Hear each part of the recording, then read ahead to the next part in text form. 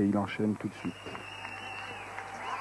À présent, un autre produit 100% aérobique, il représente la Suisse, Nick Belayer. Alors à noter l'arrivée en force des Suisses cette année au niveau des finales.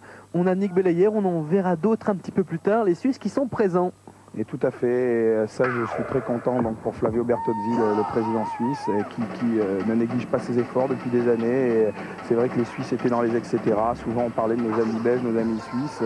Et cette année, même les Belges ont des très bons compétiteurs et les Suisses sont deux en finale pour la première fois. Et on verra qu'ils prendront une médaille dans une haute catégorie tout à l'heure. Regardez, une grande souplesse également de ce compétiteur suisse. 100% aérobique au niveau compétition. Les jumping jacks, là, vous voyez les petits sauts écarts, voilà, c'est ça les jumping. C'est des mouvements qui permettent de noter non pas en force ni en souplesse, mais plutôt en exécution, en coordination. Les deux juste derrière. Oui, on disait 100% aérobique, mais enfin on voit que le garçon vient de la danse quand même. Je crois ah oui, non mais aucun quand doute on dit là-dessus. forcément qu'ils ont des bases même de gym ou de danse, mais quand je dis 100% aérobique, c'est en compétition. Voilà, exactement. Évidemment. Bien, hein.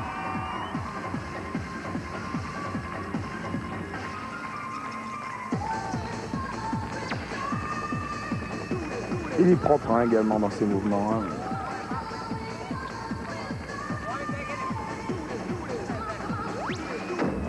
Chouchounova, mouvement bien connu en aérobique. Vous voyez ses pompes imposées. Et vous voyez toujours ce côté artistique que même dans les efforts les plus difficiles, on doit conserver un peu comme en patinage. Ça se rapprocherait le fait que ça a l'air facile.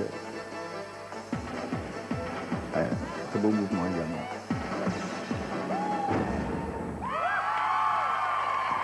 C'était sa première finale, représentant la Suisse, Nick Belayer. Donc on l'a vu, très bon au niveau artistique, techniquement correct, hein, en tout cas pour être finaliste sans problème. Peut-être pas assez pour monter sur le podium en tout cas, 77,5 en technique, 65 en revanche en artistique. Il est meilleur en artistique que l'Ukrainien mais moins bon en technique. Il prend la 4e place, il est au pied du podium. Mais il est tout jeune Nick Belayer, il serait pas étonnant qu'on le revoie les prochaines années.